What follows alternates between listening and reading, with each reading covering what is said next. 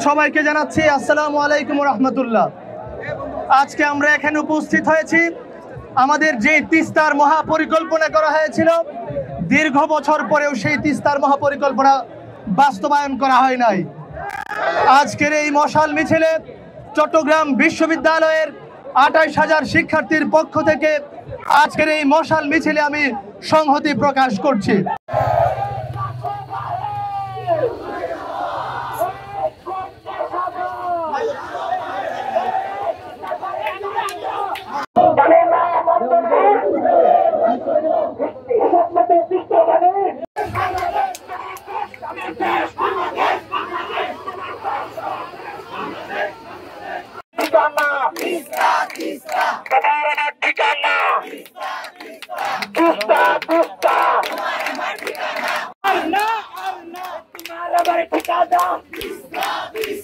तुम्हारा बड़े ठिकाना